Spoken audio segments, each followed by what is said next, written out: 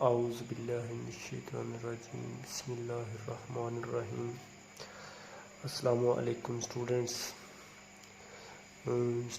इससे पहले लेक्चर में हमने देखा कि हम केमिस्ट्री को किस तरह से डिफ़ाइन कर सकते हैं, और उसमें हमने डिफ़ाइन भी किया केमिस्ट्री को कि हम स्टडी ऑफ मैटर केमिस्ट्री कहते हैं उसे।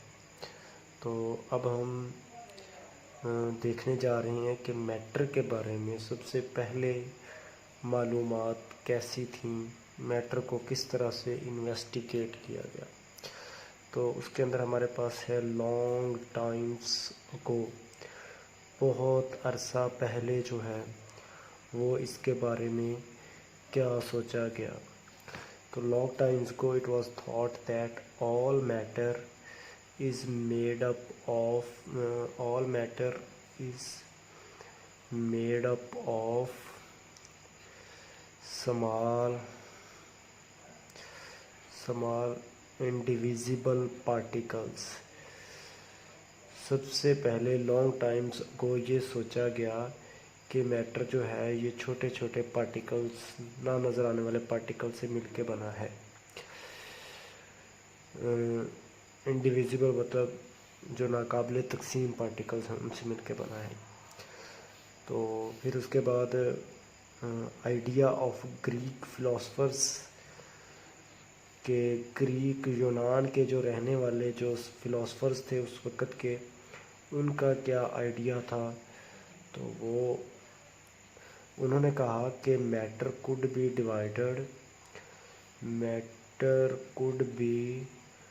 डिवाइडेड मैटर को हम तकसीम कर सकते हैं इनटू स्मॉलर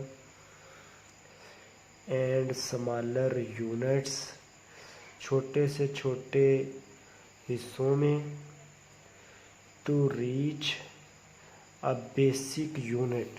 इस तरह से हम एक बुनियादी यूनिट पे पहुंच जाते हैं, which could not be further subdivided, जिसको फर्दर जो है वो हम डिवाइड नहीं कर सकते, फर्दर सब डिवाइडेड। तो ये ग्रीक फिलोसफर्स का आइडिया था। फिर उसके बाद एक प्रोमिनेंट ग्रीक फिलोसफर डेमोक्राइटस आया। तो डेमोक्राइटस का आइडिया क्या था? आइडिया ऑफ डेमोक्राइटस, या इसको आप कह लें कि डेमोक्राइटस का रोल क्या था। तो इसका लाइफ स्पैन जो है डेमोक्राइटस का, ये 460 बिफोर क्राइस्ट पैदा हुआ और 370 बिफोर क्राइस्ट इसकी डेथ हो गई। तो ये इसका लाइफ स्पैन था। तो इसने ये जो particles which could not be further divided, इनको इसने एटम्स का नाम दिया। ये वर्ड एटम जो है ये ड्राइव किया गया था एटोमॉस से।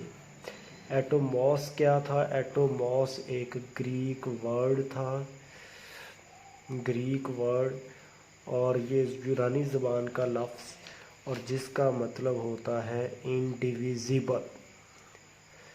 इंडिविजिबल मतलब नाकाबिले तकसीम, ऐसी चीज़ जिसको फर्दर तकसीम ना किया जा सके उसे हम इंडिविजिबल कहते हैं। तो ये जितनी भी जो है वो इसकी आइडियाज़ थे ग्रीक फ़िलासफ़र्स के, आइडियाज़ ऑफ ग्रीक फ़िलासफ़र्स, इनकी कोई भी एक्सपेरिमेंटल एविडेंस नहीं थी। नो एक्सपेरिमेंटल एविडेंस, यानी कि उन्होंने कोई एक्सपेरिमेंट करके ये बात नहीं बताई थी, बस उन्होंने ये कहा था कि उनका ये ख्याल है कि इस तरह से होता है, और उनके ख्यालात जो है वो ठीक साबित हुए बाद में। तो 17th सेंचुरी में क्या हुआ? इन लेट 17th सेंचुरी में क्वांटिटेटिव स्टडी ऑफ मैटर की गई। Quantitative study of matter, quantitative study of matter.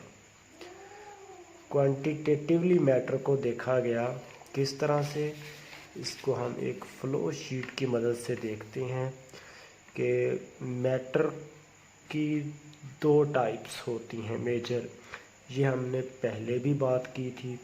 कौन कौन सी दो टाइप्स होती हैं? एक होती है प्योर मैटर, जिसको हम कहेंगे प्योर फॉर्म ऑफ मैटर, और दूसरी जो है इसकी फॉर्म, उसको हम कहेंगे impure form of matter, form of matter. तो प्योर फॉर्म ऑफ मैटर, मादा की खालस हालत को हम क्या नाम देते हैं?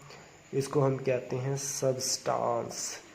प्योर फॉर्म ऑफ मैटर, इसको हम सबस्टांस कहते हैं। और इम्प्योर फॉर्म ऑफ मैटर, इसे हम मिक्सचर का नाम देते हैं।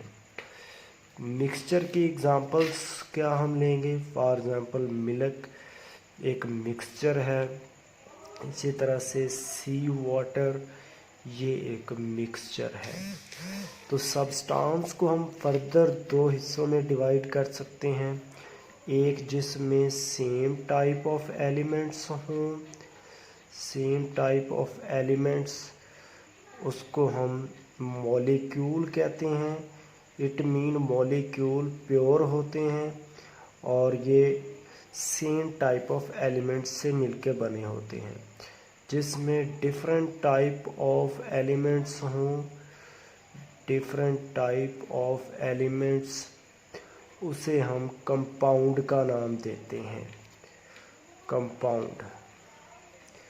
और कंपाउंड के अंदर हमारे पास इसकी एग्जांपल्स के अंदर हम ले सकते हैं। फॉर एग्जांपल CH4 की एग्जांपल ले लें, H2SO4 की एग्जांपल ले लें, और मॉलिक्यूल के अंदर हम एग्जांपल ले सकते हैं। For example nitrogen molecule, oxygen molecule, ozone molecule, etcetera.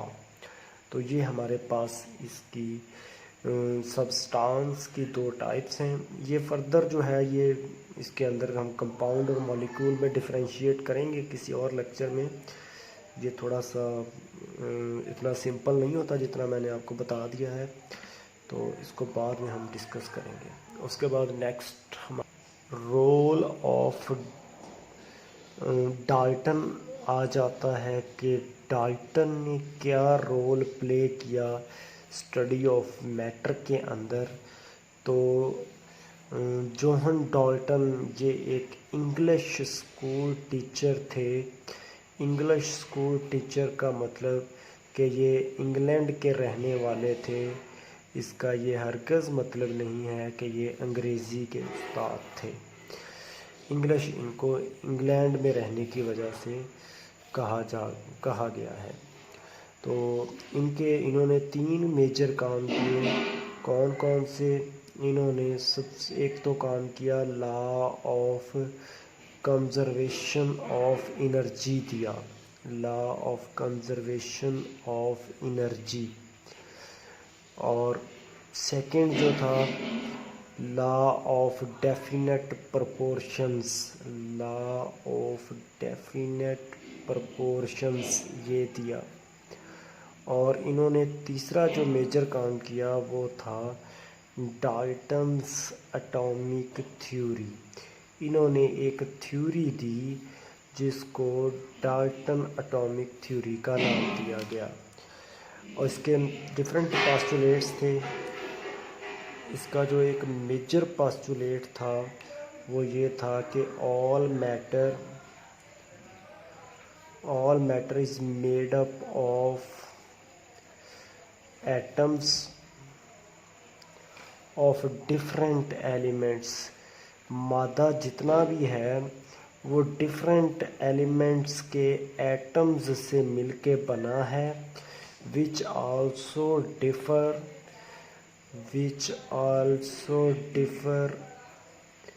in properties, जो प्रॉपर्टीज़ में भी एक दूसरे से डिफ़र करते हैं, मतलब जिनकी ख़ुसूसियात भी एक दूसरे से मुख्तलिफ होती हैं। और law of conservation of energy, law of definite proportions, इनको हम आगे चल के डिटेल में देखेंगे, इनकी एग्जांपल्स भी जब हम स्टोइचियोमेट्री पढ़ रहे होंगे। अभी हम इसको यहाँ पे ज़्यादा डिस्कस नहीं करेंगे। तो इस तरह से एटम को डिफ़ाइन कर दिया गया। क्या डिफ़ाइन किया? एटम को दो तरह से डिफ़ाइन किया गया। एक तो ये कि स्मॉलेस्ट पार्टिकल, ये छोटे से छोटा ज़र्रा होता है, ऑफ एन एलिमेंट, एक एलिमेंट का, विच कैन टेक पार्ट, जो हिस्सा ले सकता है, इन अ केमिकल रिएक्शन, एक केमिकल रिएक्शन में हिस्सा ले सके एलिमेंट का वो छोटे से छोटा ज़र्रा एटम कहलाता है। इसकी second definition, smallest particle of an element, एक एलिमेंट का छोटे से छोटा ज़र्रा, विच मे और मे नॉट एग्जिस्ट इंडिपेंडेंटली, जो आज़ादाना तौर पे रह भी सके और ना भी रह सके, उसको हम कहते हैं कि ये एटम है। इसकी एग्जांपल्स हम क्या लेंगे? जो इंडिपेंडेंटली एग्जिस्ट कर सकते हैं atoms, for example helium, argon, krypton, xenon, noble gases जितनी भी हैं, इनके एटम्स इंडिपेंडेंटली एग्जिस्ट करते हैं। जो इंडिपेंडेंटली एग्जिस्ट नहीं करते, उनके अंदर हमारे पास हाइड्रोजन है, हाइड्रोजन के एटम्स, ऑक्सीजन के एटम्स, ओजोन के एटम्स, ये अकेले अकेले एटम एग्जिस्ट नहीं करते। फिर उसके बाद अब तक जितनी भी इंफॉर्मेशन आई उनके मुताबिक एटम को इंडिविजिबल ही हमने माना कि एटम को फर्दर डिवाइड नहीं किया जा सकता। लेकिन मॉडर्न रिसर्चर्स क्या कहती हैं, जो अब इसके ऊपर रिसर्च हो रही है मैटर के ऊपर, वो क्या कहती हैं? तो according to modern researchers atom divisible है। और किस तरह से डिविजिबल है, इसको हम किस तरह से तकसीम कर सकते हैं? एटम को हम डिवाइड कर सकते हैं इलेक्ट्रॉन्स में, प्रोटॉन्स में, न्यूट्रॉन्स में, न्यूट्रिनोज में, एंटी न्यूट्रिनोज में, positron, हाइप्रॉन, so on, 100 such particles, 100 not 100 बल्कि more than 100 such particles exist in an atom। एक एटम के अंदर 100 से ज़्यादा इस तरह के पार्टिकल्स एग्जिस्ट करते हैं। इन सब को हम क्या कहते हैं? दीज आर नोन एज सब एटॉमिक पार्टिकल्स। ये सब एटॉमिक पार्टिकल्स कहलाते हैं। लेकिन एटम की जो प्रॉपर्टीज़ हैं वो मेनली डिपेंड करती हैं इन तीन के ऊपर, इलेक्ट्रॉन्स, प्रोटॉन्स और न्यूट्रॉन्स। तो हम इनको फंडामेंटल पार्टिकल्स का नाम देते हैं, फंडामेंटल पार्टिकल्स। इन फंडामेंटल पार्टिकल्स इलेक्ट्रॉन, प्रोटॉन और न्यूट्रॉन्स में से इलेक्ट्रॉन न्यूक्लियस के बाहर रिवॉल्व करते हैं और ये सेंट्रल न्यूक्लियस है तो ये यहाँ पे रिवॉल्व करेंगे, जबकि प्रोटॉन और न्यूट्रॉन्स यहाँ पे न्यूक्लियस में होते हैं तो इनको न्यूक्लियॉन्स का नाम दिया जाता है। इनको न्यूक्लियॉन्स कहते हैं क्योंकि ये न्यूक्लियस के अंदर होते हैं और इलेक्ट्रॉन्स बाहर रिवॉल्व करते हैं। स्वीडिश केमिस्ट जैकब बर्ज़ेलियस ने भी डिस्कवरी ऑफ एटम में रोल प्ले किया और इसने 2 मेजर काम किए। इसका लाइफ स्पैन क्या था, 1779 से 1848 और इसके 2 मेजर काम क्या थे। इसने एक तो सबसे मेजर काम किया कि गेव सिंबल्स टू एलिमेंट्स। उस वक़्त तक नॉन एलिमेंट्स को इसने सिंबल्स दिए। चूँकि हम केमिस्ट्री में कोई भी एलिमेंट को रिप्रेजेंट करने के लिए उसका पूरा नेम हम नहीं यूज़ करते। फॉर एग्ज़ाम्पल कार्बन के लिए हम C यूज़ करते हैं, सोडियम के लिए हम Na यूज़ करते हैं। तो इस तरह से ये सिंबल्स कहलाते हैं, ये सिंबल्स इनको हम यूज़ करते हैं। तो ये जैकब बर्ज़ेलियस ने फर्स्ट टाइम इनको इंट्रोड्यूस करवाया था। और सेकंड, डिटरमाइंड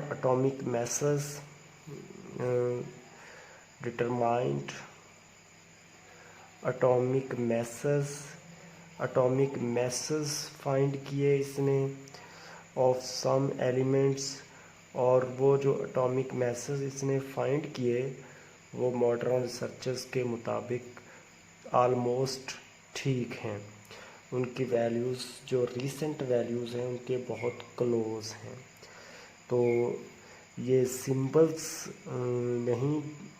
नहीं दिए थे, सिस्टम डेवलप किया था नेम देने का, developed a system to give symbols. तो इस तरह से फिर हम इसको आगे पढ़ेंगे। तो ये बच्चों, इसके बाद नेक्स्ट एविडेंस ऑफ एटम वो हम नेक्स्ट देखेंगे। तो आप जो है वो सब्सक्राइब करें मेरा चैनल, यूट्यूब चैनल। अगर आप लोग ने ये लेक्चर्स लेना हो और कमेंट्स बॉक्स में आप बता सकते हैं कि कोई भी सजेशन जो है आप देना चाहें। और इसके अलावा जो है वो आप फर्दर अगर आपको इन्फॉर्मेशन चाहिए हो तो ये मेरा व्हाट्सएप नंबर है, इसके ऊपर जो है वो आप मुझसे शेयर कर सकते हैं, 49682884। Thanks for watching this video. ये लेक्चर्स आपको कैसे लगे ये आपने जो है वो कमेंट बॉक्स में मुझे ज़रूर बताना है। Thank you. अल्लाह हाफ़िज़।